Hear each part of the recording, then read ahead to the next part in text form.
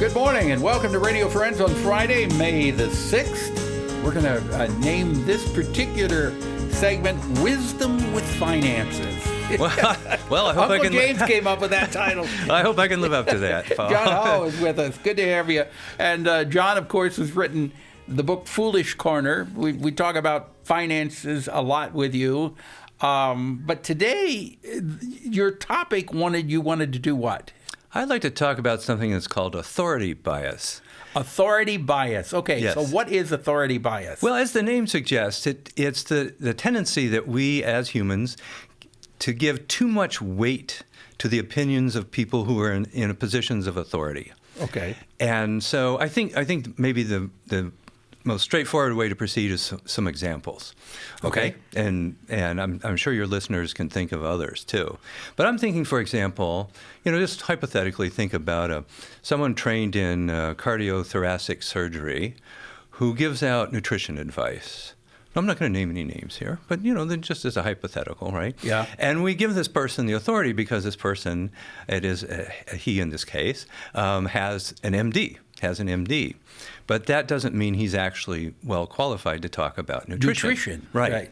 And so, but we grant him the authority by virtue of him having the MD, so to speak. Okay. And so we give probably too much weight to his views of nutrition. Instead of taking the advice of a registered dietitian? Yeah, something like that, yes. Okay, Absolutely. Even though the MD has the title MD, the registered dietitian may know just a little bit more about nutrition. Or even a lot more, yes. Okay. I agree with you. So that's one example. And also we see ads, for either drugs or medical products where people appear to be doctor-like. They're wearing the white coats. Yes, and you stuff don't know if they're really a doctor or just an actor portraying a doctor. And probably more times than not, it's the actor, right? But there's that kind of, in this case, it's a faux authority, but nonetheless, there's a sense of authority, and so we should take them seriously because they're wearing a white lab coat after all, and so forth. So that's one example. Well, a lot of times when I will see commercials, either on television or I see these ads in the paper, and they're portrayed by a doctor, you have to, and they're pushing a particular nutrient. You have to take some of that with a grain of salt, saying how much of this is hype and how much is actually real. That's a good skeptical attitude to take. Yeah. That's excellent. And that helps to undermine or get rid of the authority bias. Okay. So in the field of kind of economic forecasting, so there are lots of people that forecast economic variables like GDP growth, inflation, which of course is in the headlines here these days, and so forth.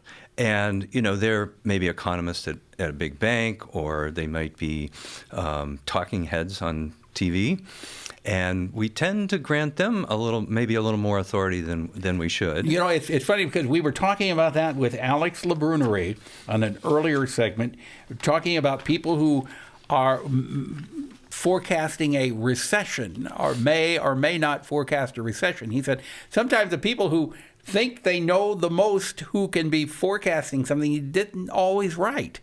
Well, in fact, Alex is spot on there because there is very solid evidence by a guy named Phil Tetlock that when you look at these forecasts, and people go on the record about what GDP growth or inflation, and you look at these forecasts, and you also ask them to record their degree of confidence in their forecasts, it turns out that in general, the more highly confident they are, the worse their forecasts are. Okay, so you never know. You just have to sometimes use your own common sense and judgment. Right. You know what?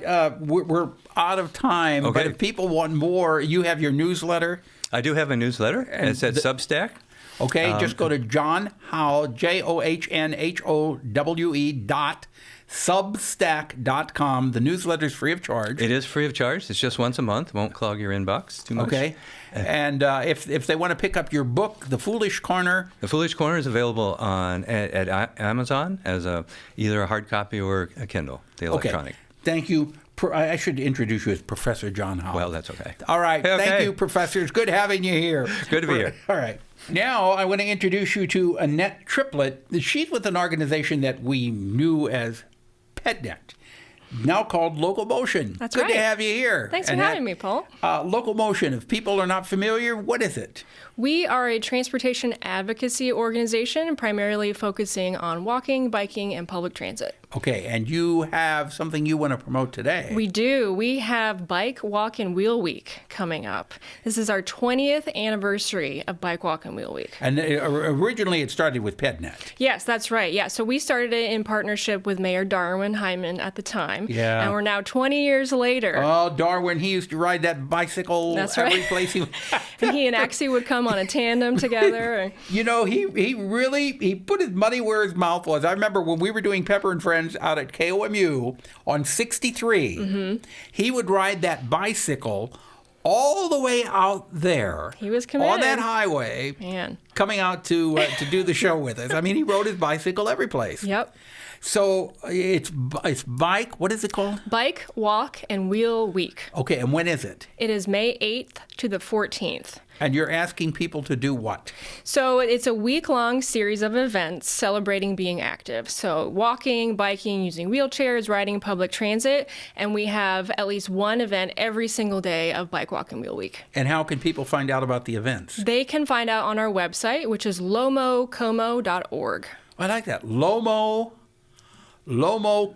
Yeah, Locomotion here in Columbia, lomocomo.org. Okay. Will this only be taking place in the city of Columbia, or will it be for all of Boone County and surrounding area? The events are here in Columbia, but we're open to everyone.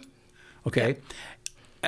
Can people contact you if they have some ideas for other events? Can they contact you on that? Yeah, absolutely. We have events usually throughout the year, and we're always adding new events. Do you sign up? Do folks need to sign up in advance for these events? Most of our events are free, but we do ask folks Okay, give me a couple of examples. Yeah, for sure. So the week kicks off with our Mother's Day Family Fun Ride. So we start at Stevens Lake Park, and it's a Mother's Day event, so it's family friendly. Come out with kids and moms. We're going to have a photographer to take Mother's Day photos, and we'll have a kid-friendly bike ride around Stevens Lake Park and onto some of our new trails. Okay, and then that's on Mother's Day. That's Mother's Day, so that's Sunday, May 8th. And then one of our most popular events is Breakfast Station Day, which is on the Friday of Bike, Walk, and Wheel Week. And if you walk, bike, use wheelchair or public transit, you get free breakfast across town. You got it. Okay, so go to Lomocomo. I like that, lomocomo.org, and you get all the information there. Annette, thank you so much for coming Thanks, by. Paul. Pleasure meeting you, and we'll get you back again soon. Sounds great. Bye-bye.